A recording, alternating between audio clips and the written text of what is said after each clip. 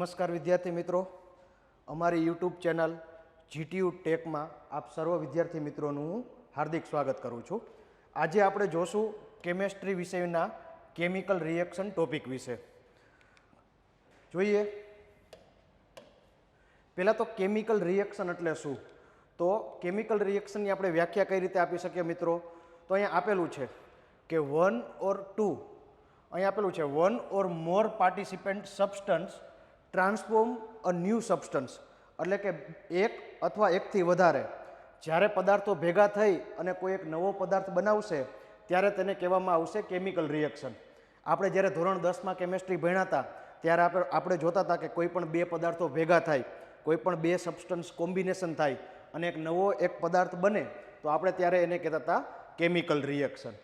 શું હશે? તો કે કેમિકલ રિએક્શન થશે ત્યારે કેવા પ્રકારની તમને અસર જોવા મળશે? તો અહીંયા આપેલી છે. પહેલું છે ચેન્જ ઇન કલર. ઘણી બધી વખતે શું થતું હશે? તો કે કેમિકલ રિએક્શન થશે અને એક નવું કોમ્બિનેશન મળશે અથવા નવો પદાર્થ મળશે, તેનો શું થશે? તો કે ચેન્જ ઓફ કલર, એટલે કે કલરમાં ફેરફાર થશે. એના પછી ઘણી બધી વખત આપને એવું જોવા મળે, અહીંયા તમને ઉદાહરણ આપેલું છે કે સપોઝ માનો કે કાટ ખાયેલી સાકર છે, એનામાંથી શું થશે? તો કે સારી એવી સાકર બને છે. તો એમાં શું હશે? તો કે એનો કલર ચેન્જ થયો છે. એના પછી ઘણી બધી વખત શું થતું હોય છે? તો કે સુગંધમાં ફેરફાર થયો હશે, એટલે કે ચેન્જ ઇન ઓડર. એટલે કે ઘણી બધી વખત એવું થાય કે નવો સબસ્ટન્ટ મળે છે, એની સુગંધમાં પણ ફેર થયો હશે.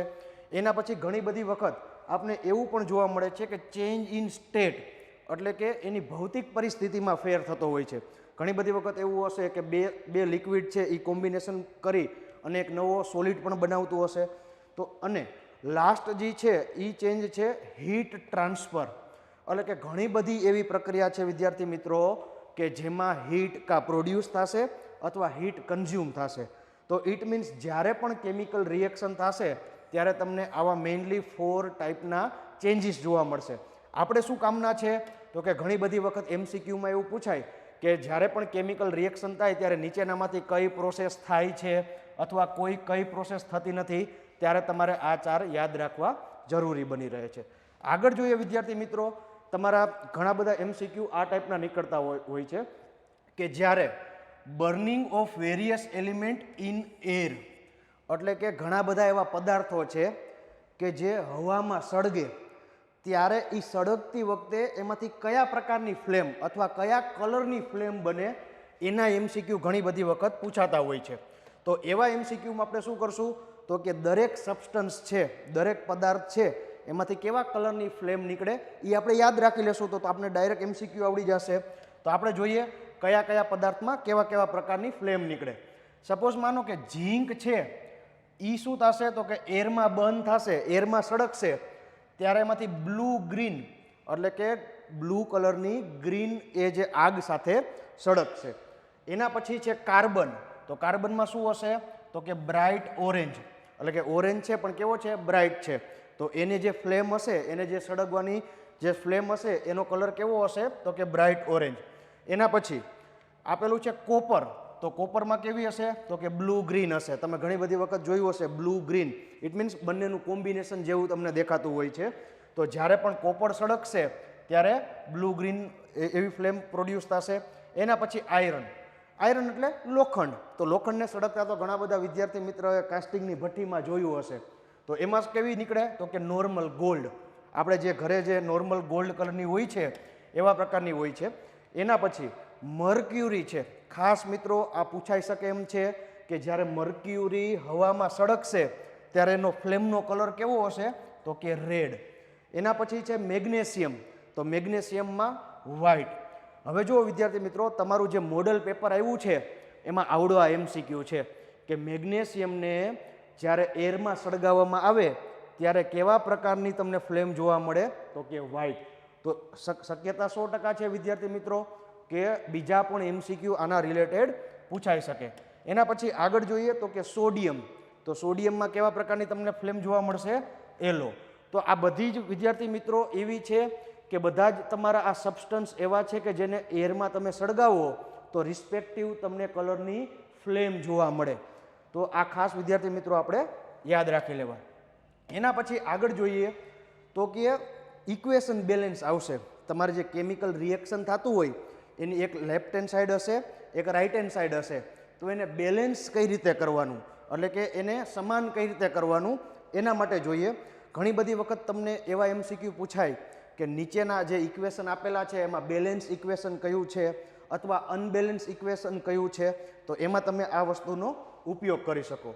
તો બેલેન્સ અને અનબેલેન્સમાં પહેલાં કન્ડિશન શું હોય છે, તો કે ટોટલ નંબર ઓફ એટમ્સ, બરોબર, total number of atoms in a reactant side. એટલે કે એવું કહી શકાય કે સપોઝ માનો કે કોઈ પણ કેમિકલ ઇક્વેશન હશે એનું જનરલ ફોર્મ શું હશે, તો કે સપોઝ આ પ્રમાણે A+B gives C+D.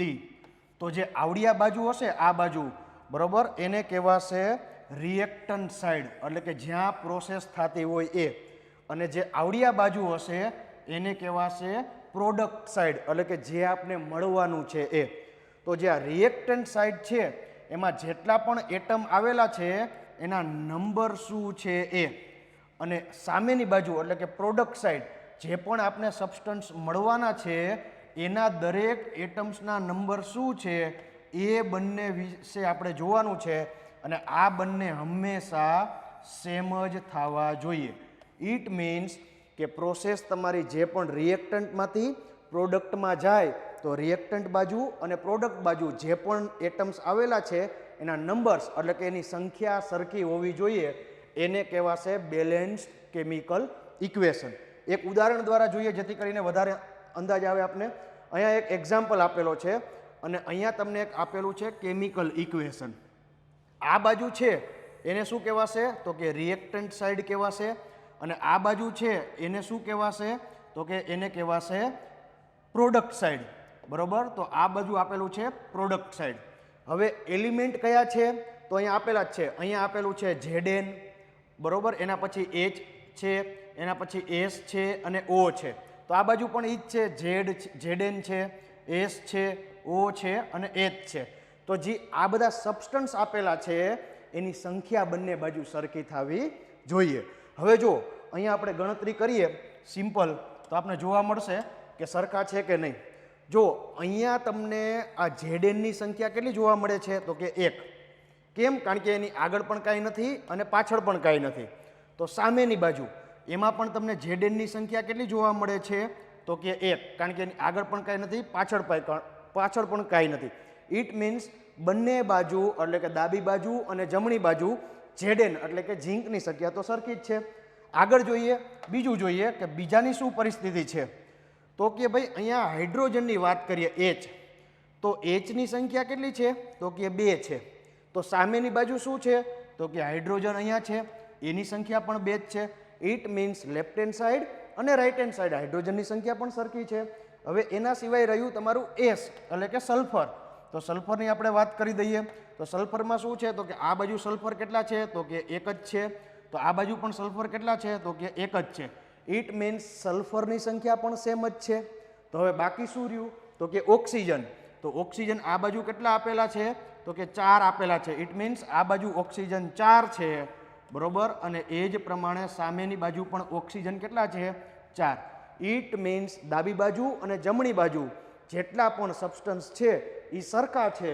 તો આવડવા ઇક્વેશન છે એ એવું કહી શકાય કે બેલેન્સ કેમિકલ ઇક્વેશન છે. તમારે પરીક્ષામાં આ જ વસ્તુ ચેક કરવાની છે. જોઈએ આગળ, એને તમે ટેબલ સ્વરૂપે પણ લખી શકો. અહીંયા જે પ્રમાણે તમને બતાવ્યું છે કે બધા જ સબસ્ટન્સના નામ આપેલા છે અને નામ ઉપરથી એની સંખ્યા આપેલી. તો કે Zn છે તો એ કેટલા છે, હાઇડ્રોજન કેટલા છે, સલ્ફર કેટલા છે અને ઓક્સિજન કેટલા છે. આ તો કન્વેન્શનલ મેથડ છે જે આપણે કેમેસ્ટ્રીમાં કરતા, પણ આપણે MCQ સોલ્વ કરતી વખતે આવો ટેબલ નહીં બનાવી, ડાયરેક્ટ જ ગણી લેશું. આગળ જોઈએ, એક પ્રેક્ટિસ કરીએ, 1-2, જેથી કરીને આપણે અંદાજ આવે. સપોઝ માનો કે તમને આવડવા કેમિકલ ઇક્વેશન આપ્યું છે, એને તમારે બેલેન્સ કરવું છે. તો સિમ્પલ, પહેલાં શું કરવાનું છે, તો કે આખું કેમિકલ ઇક્વેશન તમારે લખી નાખવાનું છે. અહીંયા હું એ જ પ્રમાણેનું લખી નાખું છું, બરોબર. પછી આપણે વારાફરતી એમાં ફંડામેન્ટલ્સ લગાવીએ અને જોઈએ કે બેલેન્સ થઈ શકે એમ છે કે નહીં. પહેલાં તો મેં આખું લખી નાખ્યું. હવે હું શું કરીશ, તો કે સાંભળો, આ બાજુ Fe કેટલા છે, 3 છે. આ બાજુ કેટલા છે, ઓનલી 1 જ છે. તો હું શું કરીશ, તો કે સિમ્પલ અહીંયા હું 3 લગાવી દઈશ. ઇટ મીન્સ આ બાજુ પણ Fe3 થઈ ગયા અને આ બાજુ પણ 3 થઈ ગયા. ઇટ મીન્સ Fe એટલે આયન, એનું કામ પૂરું. હવે લઈએ બીજો સબસ્ટન્સ એટલે કે બીજાની વાત. એમાં શું છે તો કે હાઇડ્રોજન. હવે જો આ બાજુ હાઇડ્રોજન કેટલા છે તો કે 2, આ બાજુ હાઇડ્રોજન કેટલા છે તો કે 2. ચાલો એનું અત્યારે એવું કામ છે કે બંને બાજુ 2 છે, એને આપણે એક બાજુ રાખીએ. હવે લઈએ ત્રીજું એટલે કે થર્ડ. તો એમાં શું છે તો કે ઓક્સિજન. ઓક્સિજન આ બાજુ કેટલા છે તો કે 1, પણ અહીંયા વિદ્યાર્થી મિત્રો ઓક્સિજન 4 છે. જી તમને નડ્યા એટલે કે જે તમને ડિસ્ટર્બન્સ કરે છે. તો હવે આ ઓક્સિજનને મારે આ બાજુ 4 કરવા છે. અહીં હું લખું છું 4 કરવા છે. તો હું શું કરીશ તો કે સિમ્પલ અહીંયા હું 4 વડે ગુણી દઈશ. 4 વડે ગુણીશ એનો મીન્સ એવો કે ઓક્સિજન તો 4 થઈ ગયા, કારણ કે આ ઓક્સિજનની આગળ 4 છે તો એને 4 વડે ગુણવાના, બરોબર. ઇટ મીન્સ આ બદલાઈને તો 4 થઈ ગયા, પણ એની સાથે હાઇડ્રોજન 8 થઈ ગયા. જો અહીંયા હાઇડ્રોજન આપેલા છે, એની આગળ 4 છે, અહીંયા 2 છે. ઇટ મીન્સ 4 દુને 8, એટલે કે હું ઓક્સિજન 4 કરવા ગયો ને તો હાઇડ્રોજન 8 થઈ ગયા. તો એનો મીન્સ એવો કે આ 4ની 1ની બદલે આ તો 4 થઈ જ ગયા, પણ એની સાથે હાઇડ્રોજન, નવા હાઇડ્રોજન છે એ 8 થયા. તો શું કરીશ તો કે આ બાજુ હાઇડ્રોજન 2 છે તો હું અહીંયા 4 લગાવી દઉં તો 4 દુને 8, એટલે કે નવા પાછા આ બાજુ કેટલા થઈ ગયા તો કે 8. તો વિદ્યાર્થી મિત્રો આ પ્રમાણે કરવાનું છે કે જ્યારે તમે બેલેન્સ કરતા હોય ત્યારે જો એની લીધે બીજાને કોઈને અસર થાય ને તો એને પાછા બેલેન્સ કરવાના છે. તો ફાઇનલ આન્સર આપણે શું લખી શકીએ? સિમ્પલ આમાં એડિટ કરી દઈએ છીએ. અહીંયા 3 એડ કરવા પડે, અહીંયા 4 એડ કરવા પડશે અહીંયા, અને હાઇડ્રોજનની બદલે પણ અહીંયા એની આગળ 4 કરવા પડશે. ત્યારે આ ઇક્વેશન કેવું થશે? બેલેન્સ થશે. આગળ જોઈએ વિદ્યાર્થી મિત્રો, પાછું એક હજી ઉદાહરણ જોઈએ છીએ જેથી કરીને વધારે આઈડિયા આવે. અહીંયા જુઓ, થોડીક ઝડપ કરીએ. સી કેટલા છે? 1. અહીંયા કેટલા છે તો કે 6. તો એક કામ કરું, અહીંયા હું 6 મૂકી દઉં તો અહીંયા હું લખીશ 6CO2 પ્લસ, બરોબર, H2O. તો અહીંયા હું લખી નાખું છું H2O gives C6H12O6 plus O2, બરોબર. પેલું સી નું કરી નાખ્યું.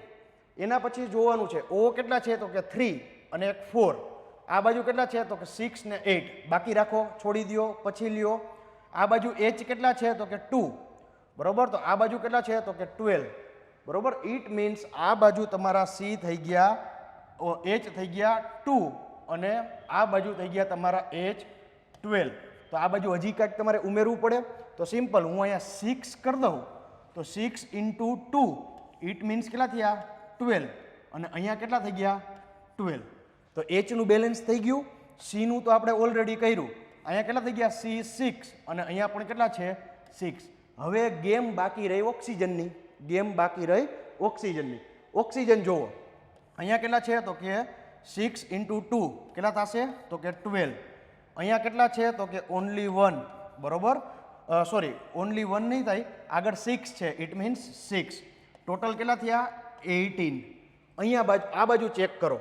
આ બાજુ કેટલા છે તો કે ઓક્સિજન અહીંયા છે 6, અહીંયા છે 2. હવે મારે આ 2 ને વધારવા છે, 12 કરવા છે. તો ઇટ મીન્સ હું અહીંયા 6 વડે મલ્ટીપ્લાય કરીશ તો એ પણ 12 થઈને આવશે, અને ટોટલ થશે 18. તો હવે આ 18 અને 18 કેવા થઈ ગયા તો કે સેમ થઈ ગયા, અને બેલેન્સ આખું ઇક્વેશન કેવું થઈ ગયું તો કે બેલેન્સ થઈ ગયું. તો આ પ્રમાણે વિદ્યાર્થી મિત્રો આખો ચેન્જ કયો આવશે તો કે અહીંયા 6 કરવા પડશે, અહીંયા પણ 6 કરવા પડશે, અને અહીંયા પણ 6 કરવા પડશે. ત્યારે ઇક્વેશન આખું કેવું થશે? બેલેન્સ થશે. તો આ પ્રમાણે વિદ્યાર્થી મિત્રો તમે ઇક્વેશન બેલેન્સ કરતા હશો, MCQમાં કદાચ પૂછાય તો આ પ્રમાણે તમે કરી શકો. આગળ જોઈએ વિદ્યાર્થી મિત્રો, એક બે પ્રેક્ટિસ એક્ઝામ્પલ જોઈ લઈએ જેથી કરીને તમને વધારે આઈડિયા આવે. શું આપેલું છે? On burning of magnesium ribbon in air. હમણાં આપણે ભણ્યા, યાદ છે કે કોઈ પણ સબસ્ટન્સને એરમાં બર્ન કરો ત્યારે તમને પૂછ્યું હશે ફ્લેમ, એટલે કે એમાંથી જે પણ ફ્લેમ નીકળે એનો કલર કેવો છે. મેગ્નેશિયમ રિબનને હવામાં બાળવામાં આવે તો કેવી જ્યોત ઉત્પન્ન થાય? જો અહીંયા ઓપ્શન આપેલા છે તમને 4, બ્લુ, યલો, વ્હાઇટ કે રેડ. તો યાદ કરો મેગ્નેશિયમમાં કયો કલર હતો તો કે વ્હાઇટ કલર હતો. તો ઇટ મીન્સ એનો આન્સર આવશે વ્હાઇટ. તો આ પ્રમાણે વિદ્યાર્થી મિત્રો તમને કદાચ MCQ પૂછાય તો સિમ્પલી તમે કરી શકો. થેન્ક યુ વેરી મચ વિદ્યાર્થી મિત્રો. અમારી આ સિરીઝને જોવા માટે તમે અમારી યુટ્યુબ ચેનલ ઉપર બધા જ વિડીયો જોઈ શકો છો. Thank you very much.